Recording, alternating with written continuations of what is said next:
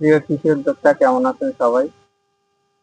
তো আমরা আজ যে কৃষকের প্রজেক্টে আসছি, ইনি আমাদের এগ্রোয়ানের এবং গ্রিন অন 2-3টা কোম্পানির প্রোডাক্ট ইনি নিয়ে থাকেন। তো এনার একটা সাইডে না, বহু সাইড নিয়ে ইনি আর কি কৃষি সেক্টরের সাথে যুক্ত। আহ, তো আমরা যে জায়গাটা অবস্থান করছি এটা হচ্ছে সাতক্ষীরা জেলা, কালীগঞ্জ থানা, শ্যামনগর থানা, শ্যামনগর থানা, খানপুর। তো এখানে উনি সমন্বিত চাষাবাদ করছে। সমন্বিত চাষাবাদের মধ্যে মাছ আসছে এবং এই যে ভেড়ি দিয়ে সবজি চাষ করেন।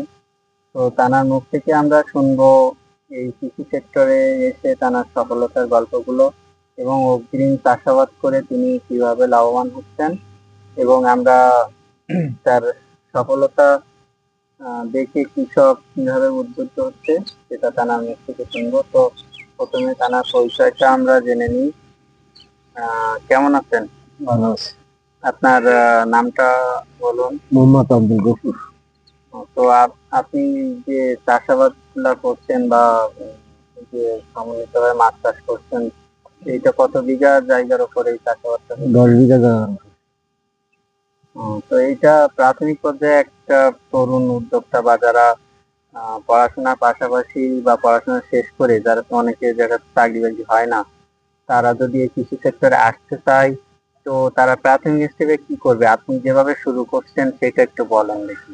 প্রথমে শুরু করেছি আমি তো চাকরি তো করবো না। চাকরি করে তো পরের দিনে চাকরি করে লাভ হয় না। নিজেও আমি চাকরি করতে চাইনি, আমি চাকরি পাইছিলাম করিনি। আমি নিজেই, আমার দুটো ঘের রয়েছে। আমি হ্যাঁ, নিজস্ব গ্যারেজে। নিজস্ব নিজস্ব হ্যাঁ, ঘের রয়েছে। আমি নিজস্ব ঘেরে এই মানে চাষাবাদ করি, ফল ফলাইয়ে। তো গত এটা বছর প্রাথমিক কিভাবে করছিলেন? এটা তো সমতল জায়গা ছিল। সমতল জায়গা ছিল, এ মাটি কেটে আমি পুকুর কেটে মানে নিজেই করেছি। এটা বা আপনার চার সাইড দিয়ে যে ভেড়িটা করছেন, এটা কেমন টাকা খরচ এক হয়েছিল? লাখ 1,30,000 টাকা খরচ হয়েছিল। ওই যে এস্টিমেটার আছে, মানে ভেকু যেটা হ্যাঁ, বলে। বেগুন দিয়ে 1,30,000 টাকা খরচ করে প্রথম স্টোরে আমার 1,30,000 টাকা খরচ হয়েছে।